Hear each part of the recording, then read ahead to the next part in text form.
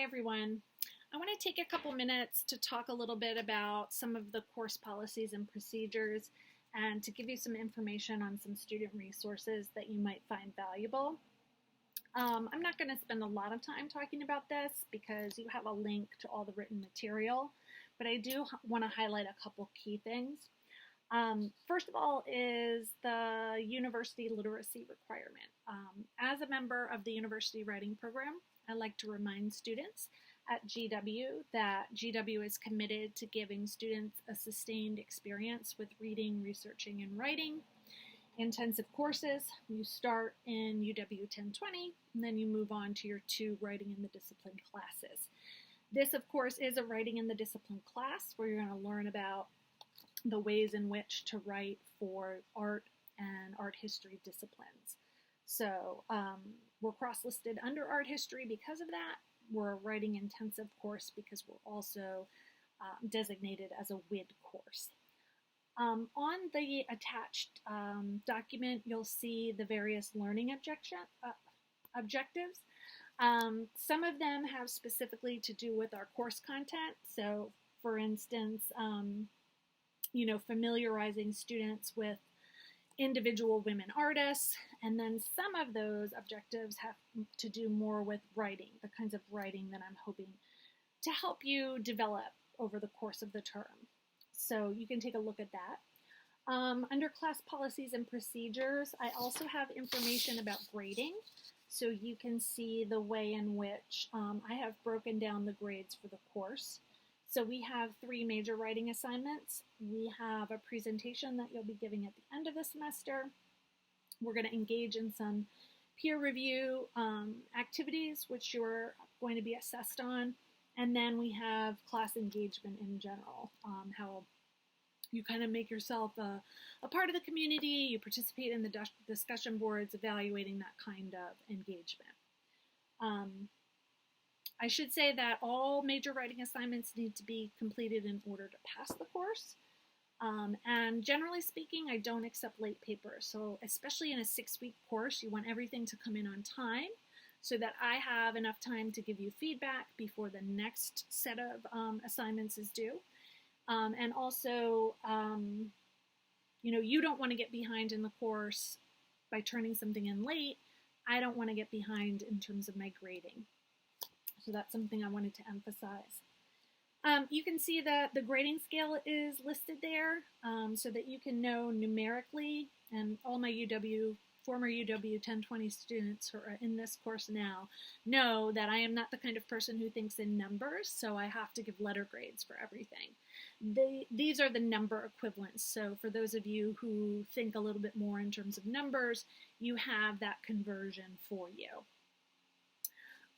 Class engagement, as I said, you're going to be evaluated on class engagement, and I think it's very difficult in an online setting to create class engagement, and I think we're going to try a couple different strategies to help with this.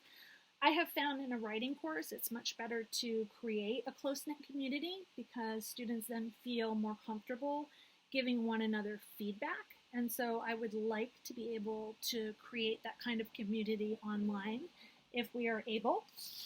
So we're going to be doing a variety of activities that are going to help us get to know one another and be good critics of one another's work. You can see there we are doing asynchronous primarily.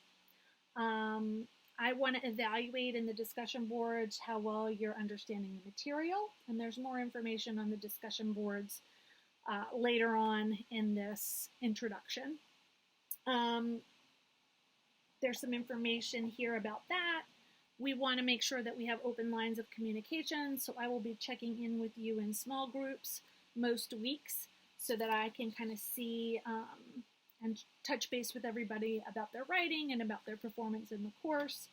I want you to feel that you can contact me over email. You can also request a virtual discussion with me, either like text-based or if you want to talk like this, virtually with seeing one another, feel free to do that.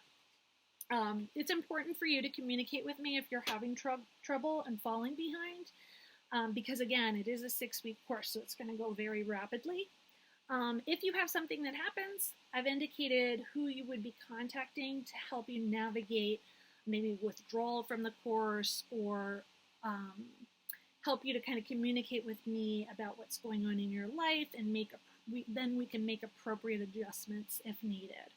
So I've got CCAS, Elliott School, School of Public Health. All of the contact people are listed there on the class policies and procedures.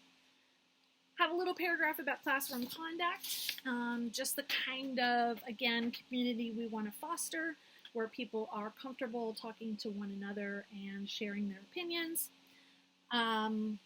Then you'll find sections on academic integrity, your weekly work expectation, and then just a couple notes about downloading material that might be on the Blackboard site, so that you're kind of familiar with copyright procedures and also sharing and distributing things that have been produced on Blackboard. The student resources that are included here are just general things that I like people to be aware about. Some are specific to our course, for instance, Gelman Library.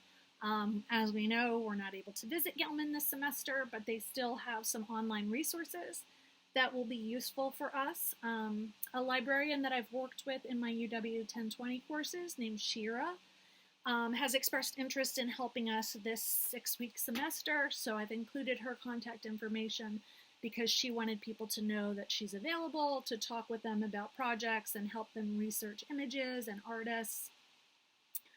Writing Center, again, not open face-to-face, but they are having online conferencing, so if you feel that would be a resource that's useful to you, I've given you the contact information for that.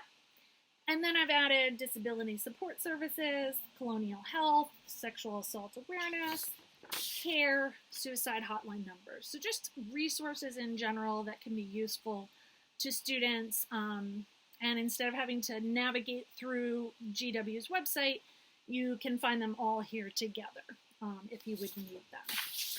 So that's a little bit of a rundown on the class policies and procedures so that you have that.